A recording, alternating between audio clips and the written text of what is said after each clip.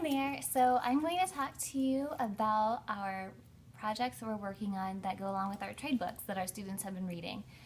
For the past couple months, our students have been reading How to Steal a Dog, Dexter the Tough, Waiting for the Magic, or Snot Stew in guided reading groups. As a final activity, instead of doing a test, we decided that a project would be a lot more fun for the students and much more engaging.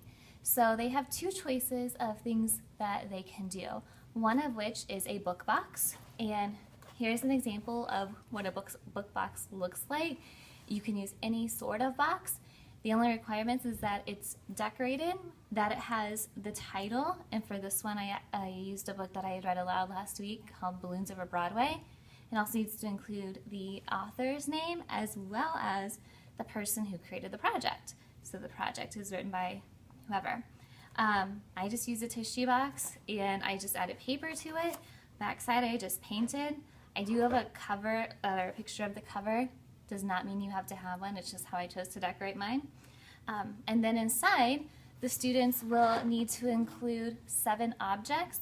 That can be actual objects, it could be a picture of something. It just has to be an object that is related and relevant to their books. So for one of the examples I have and I showed my students in Balloons Over Broadway was a chicken, because in this book it talks about the Macy's Thanksgiving Day Parade and the person who created the puppets that are the big balloons. And when he was younger, here's my chicken, and I have my note card to go with it. It says, I chose to put a chicken in my box because it refers to Tony's past. He was inventive when he was young. To get out of waking up early, Tony created a device to feed the chickens without leaving his bed. So that's why I chose to put this one in my box.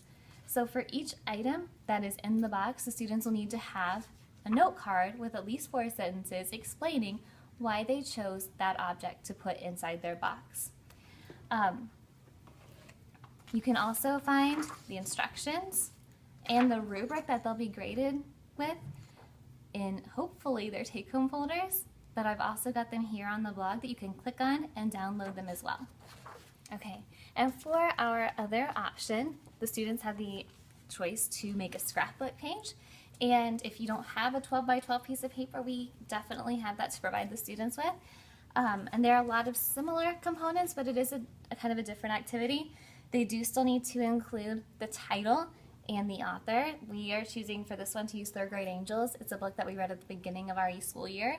So we have the title and the author. We also include a summary of the story.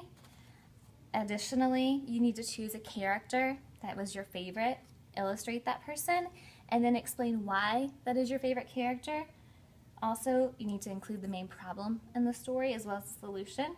And finally up here, you're going to include your favorite scene and illustrate it, and also an artifact, which just means an item that's important to the story. And in this story it happened to be a halo, and just a quick caption underneath it explaining why you chose that artifact. And also you need to have your name either on the front or back of this. And when this one is finished, we will laminate this for you to keep as well. And just like with the book box, the rubric and the instructions are listed below as an attachment for you in case the students have not brought that home. Both of these projects are great. It doesn't matter which one you want to do, it's completely up to you. Just make sure that you're using that rubric and those instructions to get the maximum points possible. Thank you.